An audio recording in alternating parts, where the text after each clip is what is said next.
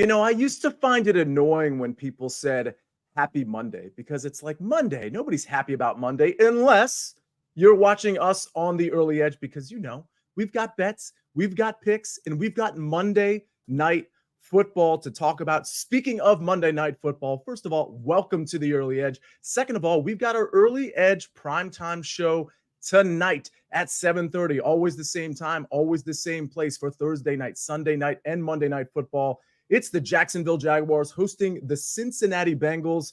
I have a lot of interesting takes on this game. So do a lot of other people, and you're going to hear some of those takes today, this morning. And without further ado, let's bring in the stars of the show, the guys who are going to tell you those takes. And of course, Buckets is here too. So he's going to have some takes on this game, and they're going to be ridiculous, and they're all going to come in. So I can't wait for that. And by the way, if anybody's wondering, Coach is still in Jupiter. Buckets, that's not the planet. It's the city, Jupiter, Florida. How's everybody doing today? Maestro, how is everything going?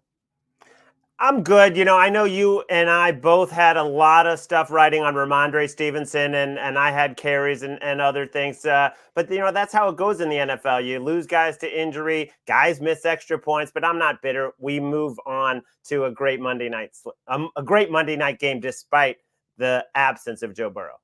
Yeah, I mean, you got to move forward on that. I didn't have Ramondre in the prop market, but boy, did I have him in the DFS market. And that injury, first of all, I hope he's better, but that injury certainly didn't do any Ramondre backers any favors. Okay, well, Larry said it. Let's move on to Monday Night Football. Let's go to fade or follow right here.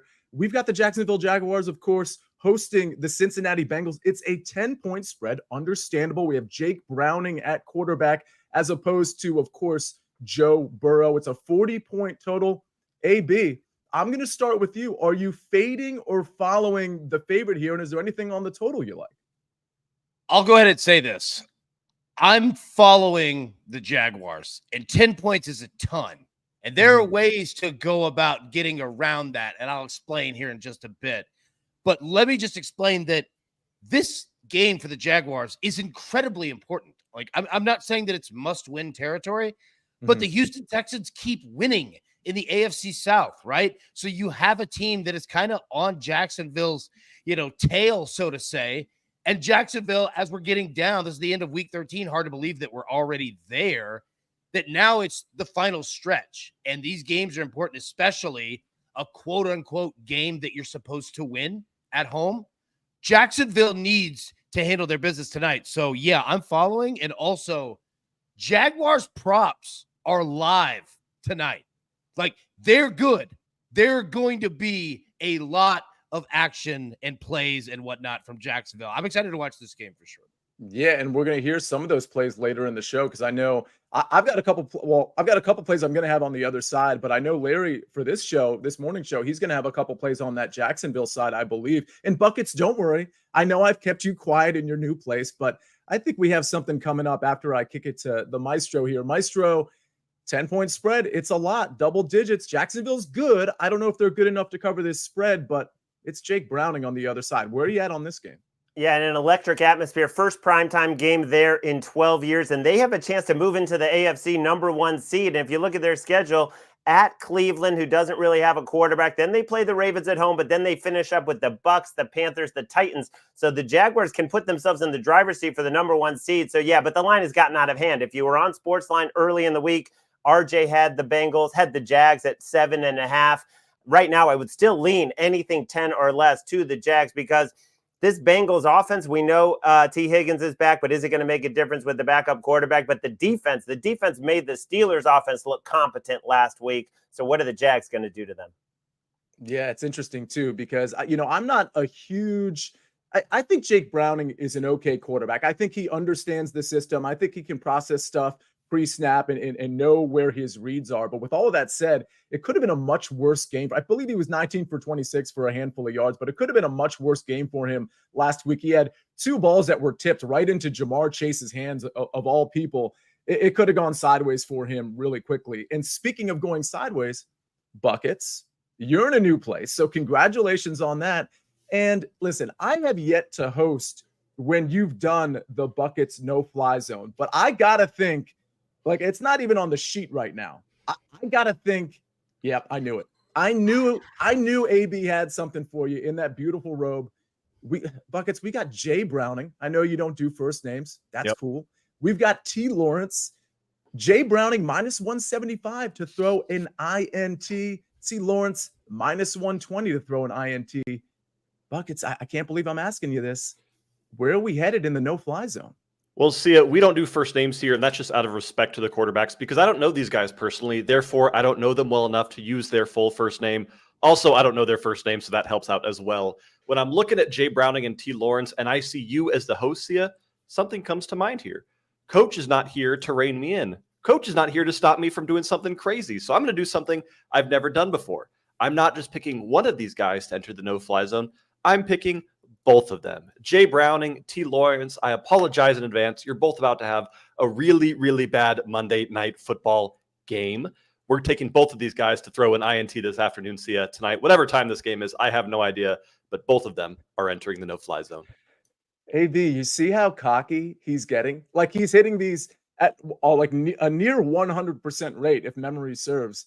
And now what's your record? 14-3, is that right? We're 14-3 so far this year. It's insane. Like it's not like he chooses the high juice either, right? Like it's nuts. So yeah, he's going with both of them tonight. Not a bad play, to be completely honest with you. I get it on the juice on Jay Browning there. Listen, I don't think it's a bad play either. I think Jake Browning's good to throw an interception, as the odds indicate. But I mean, it's not like Trevor Lawrence. Larry, let me just come to you before we move on. The Jaguars are a good team. They're better than I thought they were going to be. I got to admit it. But it's not because of Trevor Lawrence, is it? Yeah, I mean, this offense has kind of been disappointing up until the last couple of weeks where they've started to get it going the way they started to get it going down the stretch. You just wonder, though, with the potential game script, is he going? I'm not saying Buckets doesn't know what he's talking about on NFL interception props because the record speaks for itself, but is he going to have to force the ball with a potential big lead game script? Yeah, to back up, like what? Not that Maestro needs you to back him up, but like I was thinking the same thing like last night going over props and stuff, and it was like, all right, there might be a point where the ball doesn't travel further than Etienne. You know what I mean? Mm-hmm. Like he's not going to need to throw it down the field. So that's the fascinating part, man. It's going to be good. Well, we'll see. You know, they have to try to establish a lead somehow, and maybe it's through Etienne, but it's also potentially through the passing game and the plethora of pass catchers that he has. Where can you place these bets? I'm sure you're wondering that. Let's go to, I don't know, maybe BetMGM. New BetMGM customers can sign up today and get $200 in bonus bets. Just place your first wager of at least $10, and you will receive $200 instantly in bonus bets, regardless of your wager's outcome, with bonus code EDGE200. Bonus code, again, EDGE200. Every time I see Jamie Foxx, I think of Willie Beeman in what I think is my favorite and the best football movie of all time, Any Given Sunday. I know everybody disagrees with me there. Love that movie. Type in your favorite. I've done this at least once before. Type in your favorite football movie into the chat if you would. And Maestro, do you have a favorite football movie? I got to go either Invincible or the new Kurt Warner movie. Not so new, a few years old, because I grew up in St. Louis. So that was my best run as a fan, that Kurt Warner season. All right. AB, favorite football movie? Man, that's tough. I really enjoyed the Friday Night Lights movie. That's a phenomenal one. There's a lot of good ones.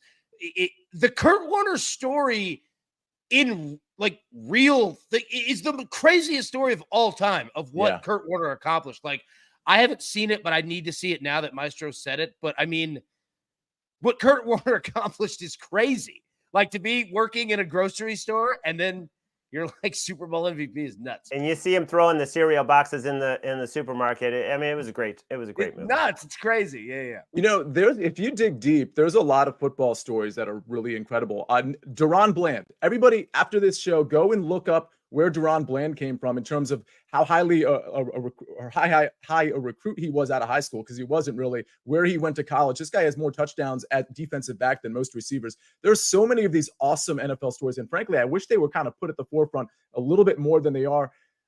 Buckets, I'm going to put you at the forefront. Do you happen to have a favorite football movie? I'm not sure if I really remember the name, but there's one football movie where Adam Sandler plays a quarterback, I think in a prison, and that was a pretty fun movie. Is that the perfect answer? What is it? What's no? It's a perfect answer. It's The Longest Yard. The Longest Yard. Yeah. Oh, there we go. Oh, wow. Yeah. All right.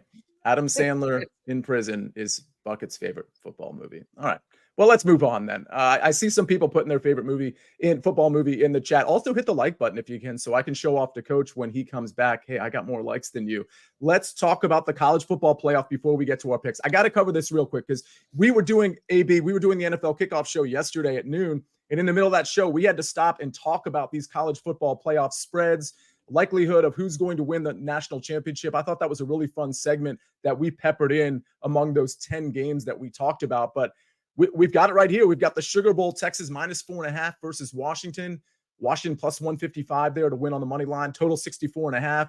And then, of course, we got the Rose Bowl, Alabama plus 100 versus Michigan. Michigan, of course, favored by 1.5 there, 45.5 point total.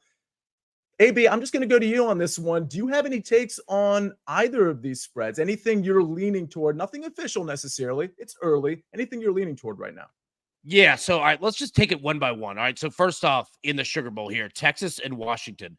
All right. I think Texas is the better team, but it's not to take anything away from Washington at all. If I were looking at this from a first half, second half play, I would play Texas in the first half. I would play Washington in the second half, whether you want to play spread or you just want to play point totals with both of those teams.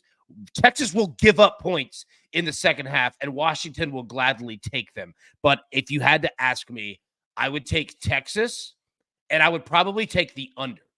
Now, in the Rose Bowl game, Alabama and Michigan, this is going to be a hell of a game. All right? Michigan has played the same game over and over and over. Alabama's got a good defense. Alabama can stand up against Michigan. That being said, Michigan, look at their last two wins.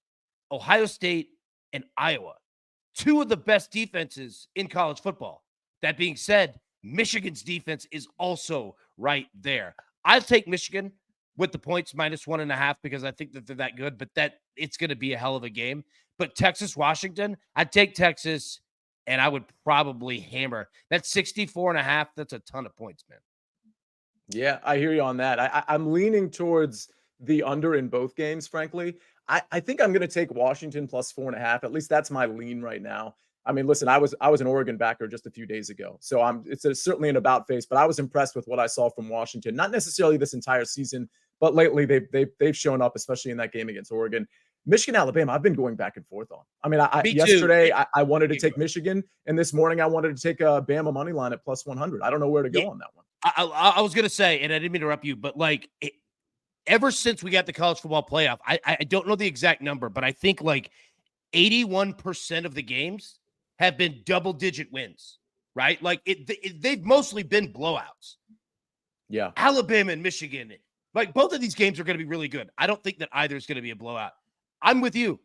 Like there are many ways that Alabama can handle their business. There are ways that Michigan can handle their business. These are two well-coached teams, two good football teams. Dude, you're going to see that line going. Like it was opened at 2.5 Michigan, immediately went to 2, 1.5. Yeah. It'll go back. Like just watch the line movement because most of America is going to think the same way we are. It's tough.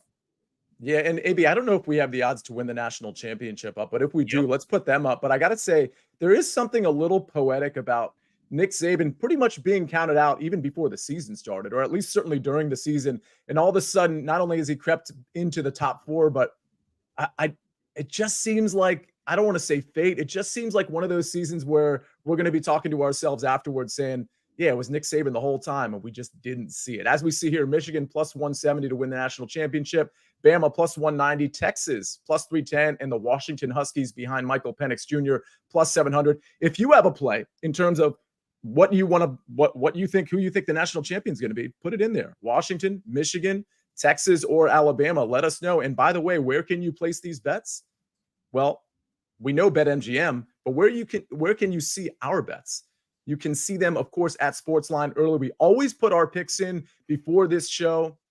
And frankly, when it comes to our futures, we have a lot of picks in. Maestro just mentioned RJ in terms of having that Jaguars pick in at 7.5. Like some of these picks come in days, if not sometimes a week in advance, because we want to get you the best number. The only way to see that is by being a SportsLine member. And I love this line from Coach, so I'm going to steal it. I'm going to do you a solid. You can get 60% off your SportsLine subscription with promo code SIA. Just kidding. It's promo code COACH, COACH. Promo code COACH gets you 60% off our quarterly plan. If you're not, I think most people in the chat are members of SportsLine, but if you're not, I can't really express to you how much you're missing because really it's not just about picks. Maestro, we have so much information in there. It's articles, it's data from guys like Jacob Gibbs, it's DFS picks. Like, I think there's almost like a misconception that, oh, you can get our sports picks on the SportsLine site. Yeah, that's just such a small fraction of what you can get.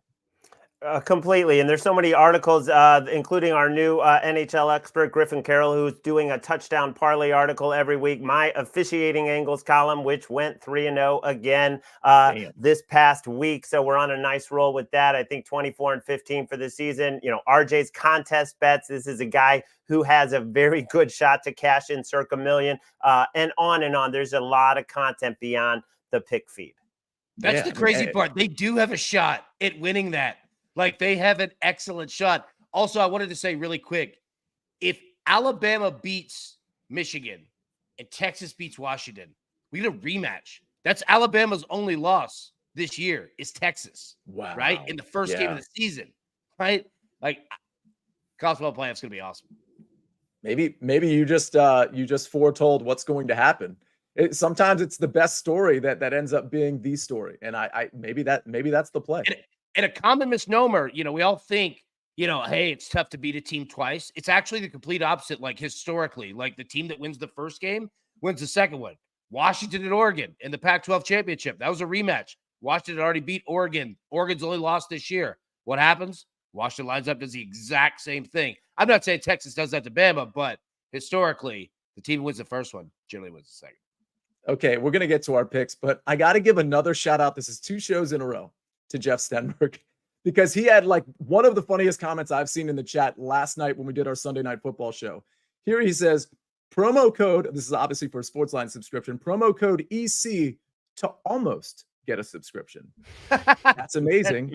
Thank you very much. Everybody, hopefully you've already hit the like button. We really appreciate you being in this chat on a Monday morning. We hope we are making your day better, not just because we have picks that win a lot, but also because we like to kind of brighten people's day and give you guys the energy that maybe you don't have on a Monday morning. All right, speaking of energy, Buckets, I want to come right to you because I've kept you quiet long enough.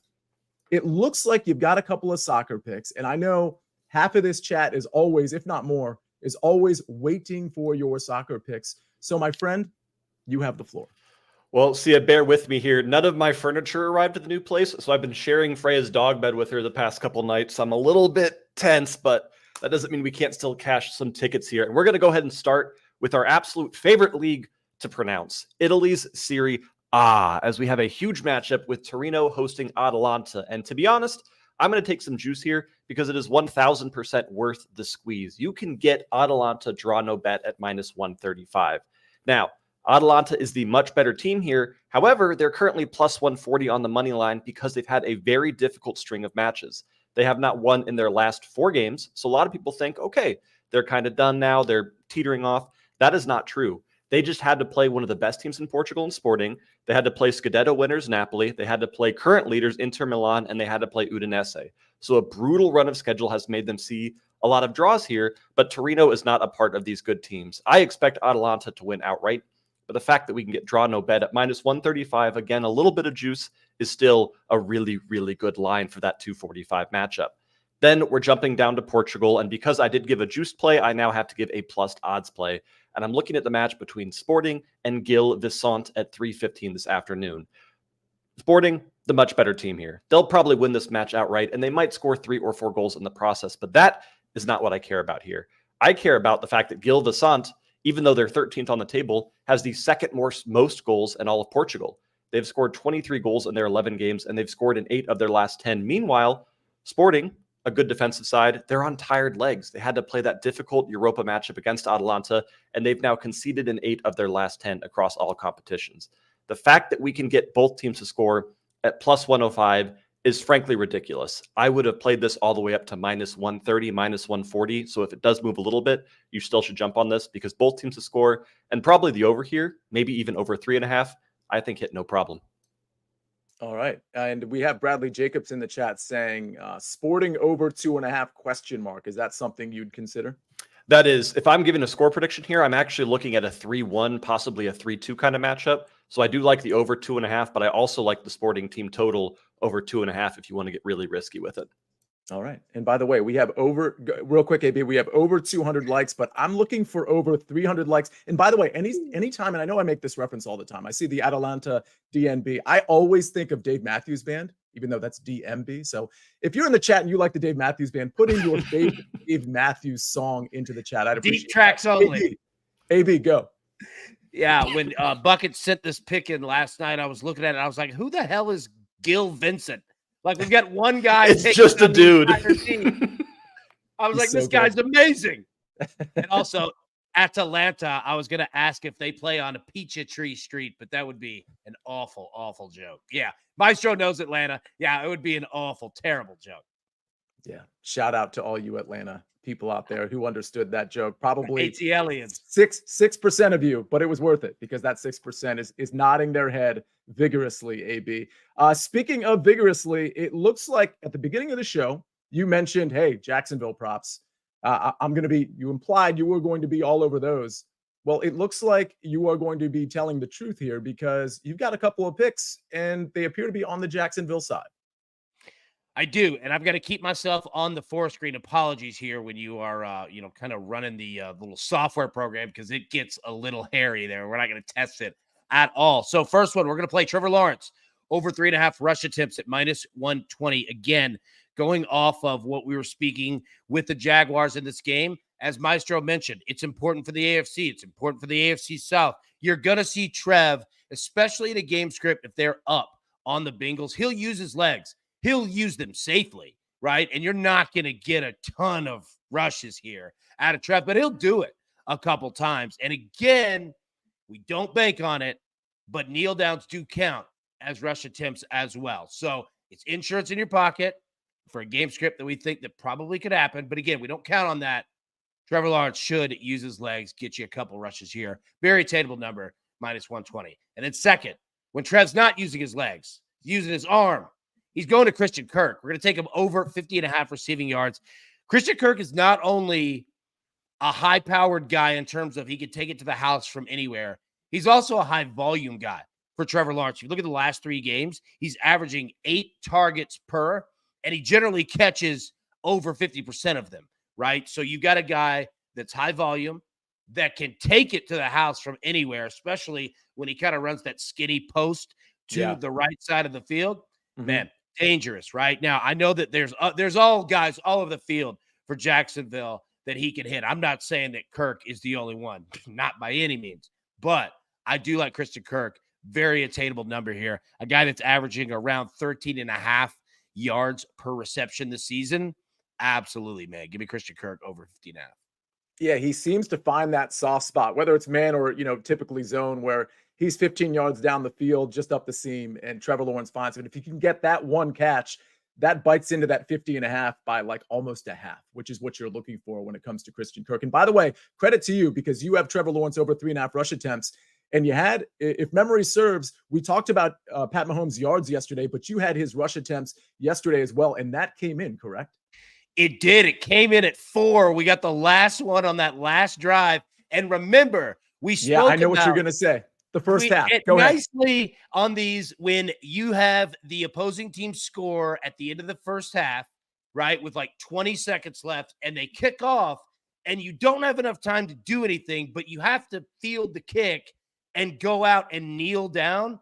Mahomes did like it. That was the one. We stole a rushing attempt, and it came in over 3.5, right at 4. Yeah, man. You all think that might have been kind of lucky, but and maybe it still is. But AB literally called that was a potential thing that would happen on the Pat Mahomes, on the Kansas City side. And by the way, I mentioned in my rushing and receiving prop with Christian Watson that you were likely going to see some rushes from Christian Watson. He had 2 rushes, and that actually, like, we were going to hit our prop anyway, but he had 2 rushes on the entire season. So knowing that Jaden Reed was a little banged up, Aaron Jones was out. That's why I speculated in that regard. And he got 2 rushes for, I believe, over 15 yards. So we really hit those props pretty hard yesterday. Speaking of props, I'll just go to mine right now.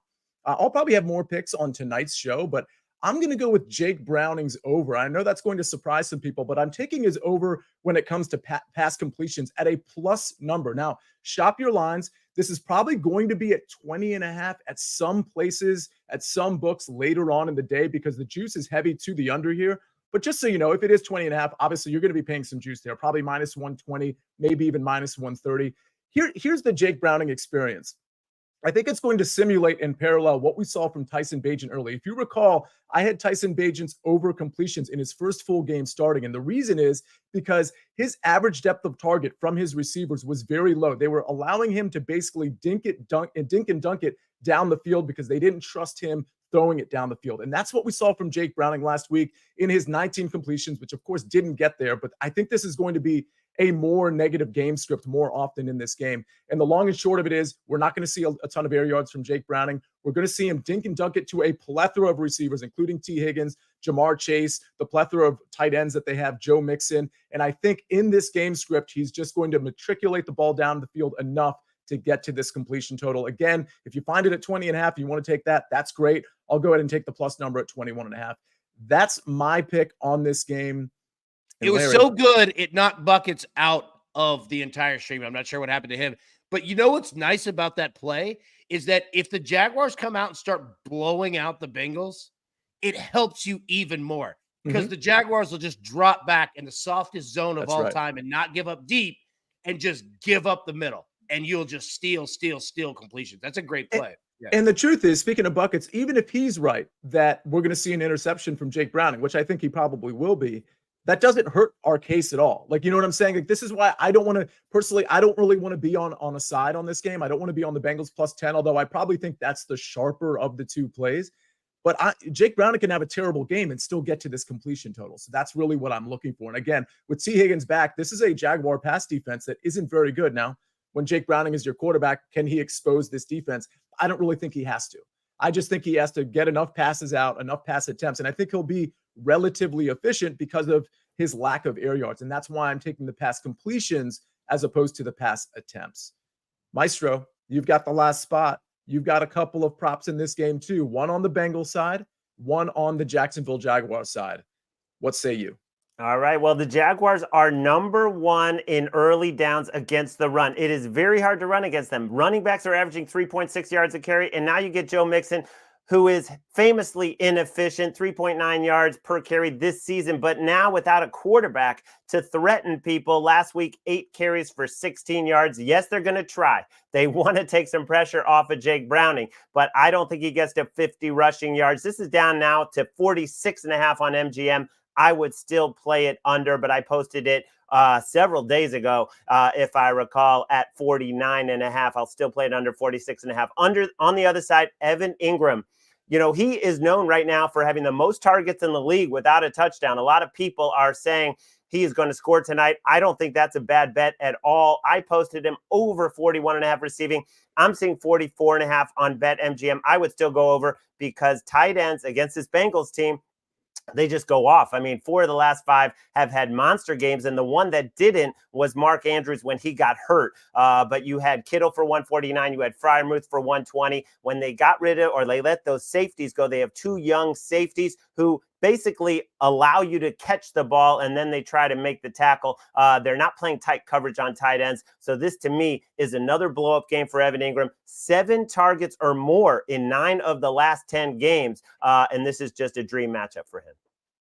So if you've ever seen, this is kind of an obscure reference, which you can find on YouTube. If you've ever seen John Wall throw out the opening pitch in a Nationals game, it was probably like, I don't know, 10 or 12 years ago. If you've ever seen that, that's what it looked like when Trevor Lawrence tried to target Evan Ingram wide open in the end zone last week. It was the most hilarious throw of all time. And it's just like, Evan Ingram is not allergic to the end zone, just Trevor Lawrence can't hit him. By the way, Larry, I love really both of these picks. And I think Evan Ingram, listen, when we get to the gem tonight, I might have to respond to that email real fast because I know Evan Ingram is actually longer than plus 1,000. And I feel like he's the guy that is really going to be a focal point early in the game. AB, what you got? All right, so sources tell me that email's coming here in about 25 minutes. That, that's just what I hear. It's what the streets are talking. Number 2, here's a question for both of you. Do the Bengals score 10 points or more tonight? Yes. Oh, yeah. Okay. The spread is 10, right? The Jaguars. BetMGM right now, you could take Jaguars money line and both teams to score 10 points or more at minus 140. Yeah. So if you're looking to not play a massive, like if you just want the Jaguars money line, right? Take a look there. 10 points or more. Again, if the Bengals could get there to 10, there you go. Something to look at. That's interesting. I do like those bets quite a bit. So that is a really creative way to erase a 10-point spread that you're probably not comfortable with. Although with Jake Browning, I don't know, maybe people are comfortable laying those 10 points. I'm very curious as to how this game turns out. By the way, props to the chat. Let's see how many likes we got up to. 285. We almost got to 300. I see some of you referencing my tweet from the other day about crunchy versus creamy peanut butter. What type of jelly? I got to roundtable this with you guys really quick before we get out of here. I am a crunchy Jif grape Smucker's jelly guy. You don't have to go brands, but Maestro, real quick, crunchy or creamy, and what flavor jelly? Crunchy all the way and strawberry. Interesting. Yeah, crunchy is the right answer. AB, what you got? I hate peanut butter. I know it sounds crazy. I can't stand it. I don't like it. I wish I did, by the way. I would like, I don't say that proudly. I wish I enjoyed it. I can't get into it. Very interesting. But you're not allergic. No, not at all. Just don't enjoy it. I don't know why. Well, maybe I'm very disappointed in you. I'm disappointed in myself. Nonetheless, we'll see you tonight, of course, on Early Edge Primetime when we cover this Jaguars-Bengals game even more. This is the recap screen, everybody. I don't think we have to go over these picks. Screenshot them if you want, but Jake Browning over 21.5 pass completions at a plus number. Again, you can shop that down to 20.5 probably later in the day when that line drops. Buckets on at Atlanta, Dave Matthews Band. Of course, that's DNB minus 135. Sporting Gil Vicente, both teams to score plus 105. Maestro, Joe Mixon under 49.5 rushing yards. Evan Ingram over 41.5 receiving yards. And AB so far on Trevor Lawrence over 3.5 rushing attempts and Christian Kirk over 50.5 receiving yards. And again, we're going to have more people to talk about this game tonight. We're going to have more picks tonight on this game at 7:30. Love doing that Monday Night Football show. I'll be hosting that one as well. I think Coach is back tomorrow. With all that said, that's all the damage we can do today, which means there's only one thing left to do. You've got your marching orders. Let's take all of these tickets straight to the pay window for AB, for Maestro, for Buckets in his new place in his no-fly zone. I am the counselor. This is the Early Edge, and we rest our case.